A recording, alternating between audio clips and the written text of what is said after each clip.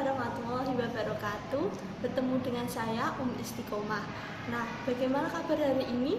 Alhamdulillah sudah diberi kesehatan dan keselamatan. Nah, hari ini kita akan belajar matematika kelas 8 semester 1 dengan materi pokok teorema Pythagoras. Nah, apakah kalian tahu apa itu teorema Pythagoras? Sebelum kita masuk ke materinya, saya akan mengingatkan kembali mengenai materi yang sebelumnya, yaitu bangun datar, segitiga, siku-siku.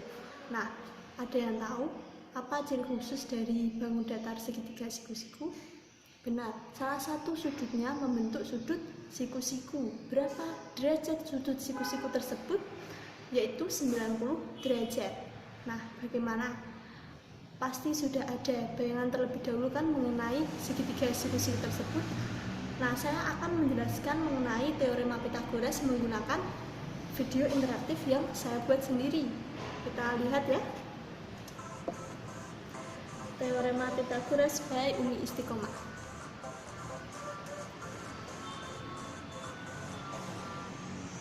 Apa itu teorema Pythagoras? Kita akan lihat setelah ini. Nah, ini teorema Pythagoras menyatakan bahwa untuk setiap segitiga siku-siku berlaku kuadrat panjang sisi miring atau hipotenusa sama dengan jumlah kuadrat panjang sisi siku-sikunya. Nah, saya ulangi ya. Untuk setiap segitiga siku-siku berlaku kuadrat panjang sisi miring atau hipotenusa sama dengan kuadrat jumlah panjang sisi siku-sikunya. Lanjutkan ya. Itu.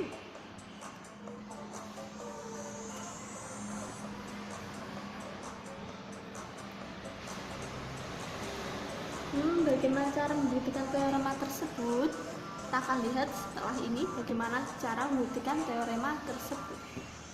Nah, ini ada sebuah segitiga siku-siku ya. Ada C yaitu hipotenusa atau sisi miringnya, dan A plus B yaitu sisi siku-sikunya. Ini adalah pembuktian dari teorema Pythagoras. Kita lihat. Ini menggunakan kertas peta ya. Kita lihat apakah benar kuadrat sisi miring sama dengan jumlah kuadrat dari segitiga siku-sikunya. Jika kalian bingung dengan ini, saya punya gambar seperti ini. Ini ya. Ini juga segitiga siku-siku. Sisi A sudah saya gambar menjadi 3 kotak berwarna hijau. Jadi untuk A kuadrat yaitu 3 dikuadratkan, ada 9 kotak untuk A kuadrat. Selanjutnya untuk sisi siku-siku yang satu ada B. Sudah saya warnai ungu ya. B itu memiliki 4 kotak. Kalau B kuadrat berarti 4 dikuadratkan, ada 16 kotak ya. Kita nyatakan dengan teorema tadi. Untuk setiap segitiga siku-siku berlaku kuadrat sisi miring sama dengan jumlah kuadrat sisi siku-sikunya.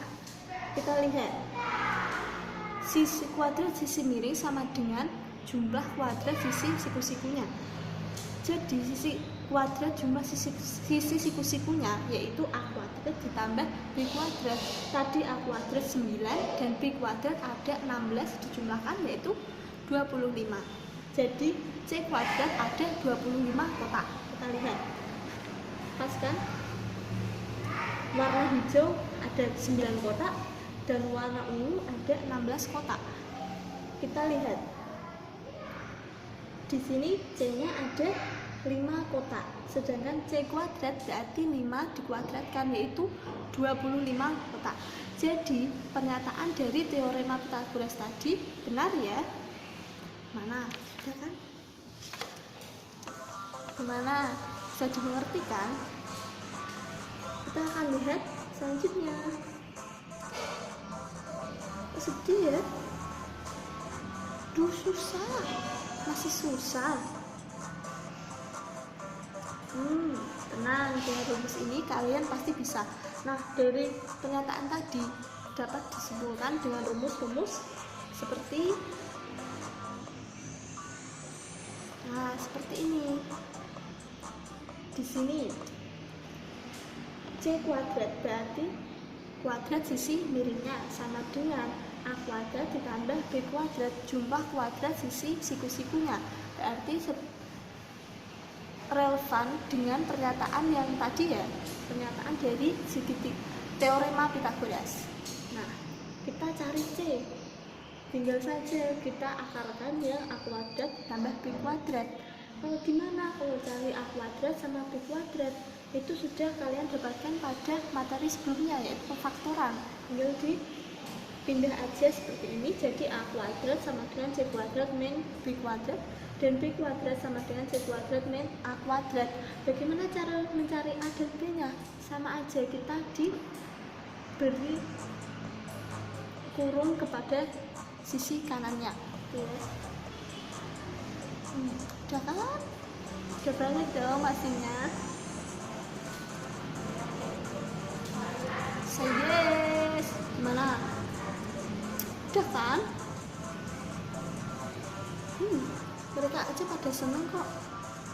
Selanjutnya apa ini? Soal. Nah, sebelum ke soal, saya akan memberikan ice breaking terlebih dahulu. Angklungnya itu ada pagi, siang, sore, dan malam. Jika saya bilang pagi, tepuk tangan 1 kali. Jika bilang siang, tepuk tangan 2 kali. Bilang sore 3 kali. Kalau bilang malam seperti ini, jangan tepuk tangan. Nah, ulangi ya. Bilang pagi, tepuk tangan 1 kali. Bilang siang 2 kali. Sore 3 kali. Malam karena siap ya. Mulai ya. Pagi, siang, malam. Lebih lama lagi ya. Ayo lebih konsentrasi. Pagi, sore, siang, pagi, malam. Mana? Udah kan? Ayo coba lagi ya. Pagi, siang, sore, pagi, malam. Mana? Applause untuk kalian. Kita mulai lagi, lebih panjang ya. Nah, ayo persiapan. Bisa menegangkan otot-otot dulu ya. Kita mulai. Pagi, siang, sore, pagi, siang, malam. Bagaimana? Sudah ada refresh ya? Kita boleh kok meregangkan otot-otot dulu untuk menjawab soal-soal berikut ini. Lanjut ya. Soal.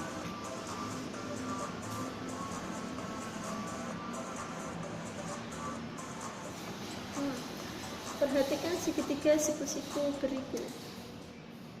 Nah, jika panjang AB di sini ya 4 cm dan BC 3 cm. Hitunglah panjang AC, berarti kita cari sisi miringnya. Cari hipotenusanya. Kita lihat bagaimana. AB 4 cm, BC 3 cm. Kita cari AC, sisi miringnya. Nah, seperti ini. AC sisi miringnya, BC sisi tingginya ya, AB sisi mendatarnya. Kita lihat AC kuadrat sama dengan BC nya tadi berapa? 3 kuadrat ditambah 4 kuadrat sama dengan 3 kuadrat yaitu 9 dan 4 kuadrat yaitu 16. Kita jumlahkan menjadi 25, itu masih AC kuadrat, sedangkan kita tadi mencari AC, jadi kita akarkan yaitu menjadi 5 cm. Bagaimana? Mudah kan? AC yaitu sisi miringnya sesuai dengan rumus tadi, C kuadrat sama dengan A kuadrat ditambah B kuadrat. Thank you.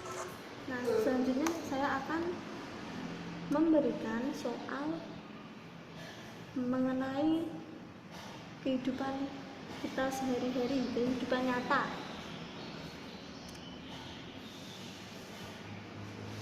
Nah, berikut soal, sebuah kapal berlayar sejauh 100 km ke arah timur, kemudian berbelok ke arah utara sejauh 60 km. Berapakah jarak terpendek kapal tersebut dari titik keberangkatan? Kita lihat ya. Sebuah kapal berlayar sejauh 100 km ke arah timur. Jadi titik awalnya ada di titik A, ya. Ini utaranya di sini ya, di atas utara. Jadi timur itu ke kanan. Kita lihat. Sebuah kapal berlayar sejauh 100 km ke arah timur. Jadi titik awalnya di A. Kita berlayar ke arah timur menuju titik B, yaitu 100 km. Kemudian berbelok ke arah utara sejauh 60 km. Jadi tadi dari titik A menuju titik B, selanjutnya dari titik B menuju ke utara ke titik C, yaitu 60 km. Ya. Tadi kapalnya di sini berpindah ke sini, lalu nanti menuju titik C. Kita lihat gambar terakhir. Nah, berapakah jarak terpendek kapal tersebut dari titik keberangkatan? Tadi titik keberangkatan awal ada di titik A, lalu menuju titik B 100 km, menuju lagi titik C 60 km.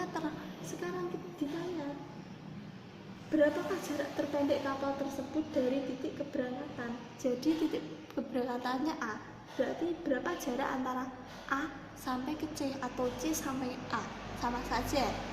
Nah, ini yang sudah ditulis jarak terpendek, jadi A C, gitu ya. Kita cari jarak terpendek AC menggunakan rumus Pythagoras tadi.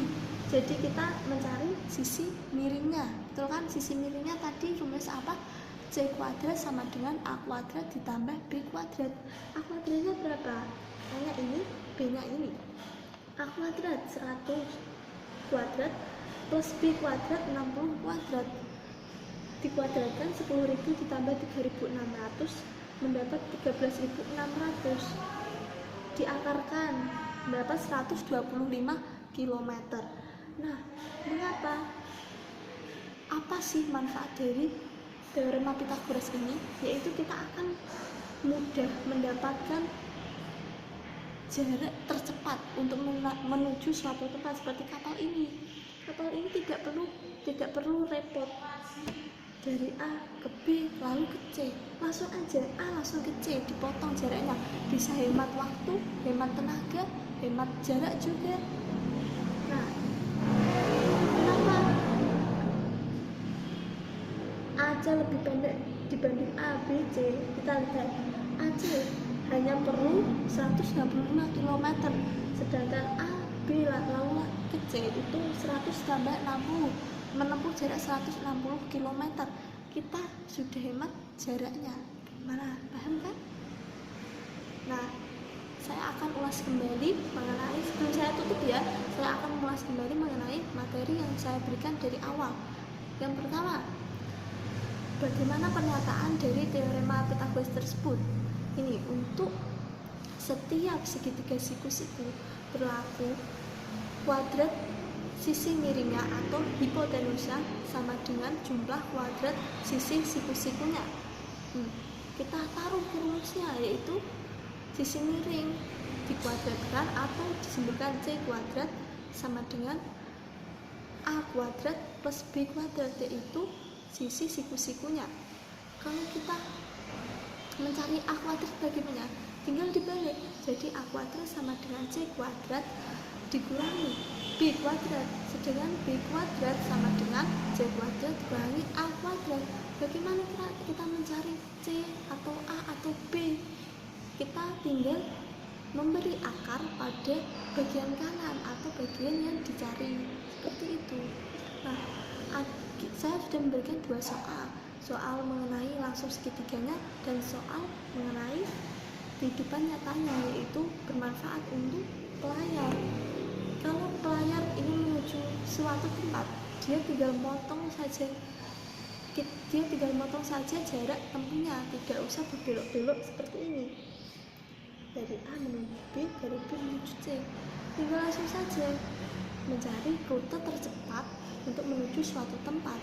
Tinggal A langsung menuju C, jarak terpendek seperti ini tadi. Nah, gimana? Sudah paham kan? Nah, sebelum saya tutup, saya akan memberi PR kepada kalian. PR-nya kalian harus membuat soal dan menjawab soal tersebut mengenai teorema Pythagoras yang seperti inilah untuk kehidupan nyata, untuk bermanfaat dalam kehidupan nyata. Salah satunya apa? Ini untuk berlayar. Ada juga tangga.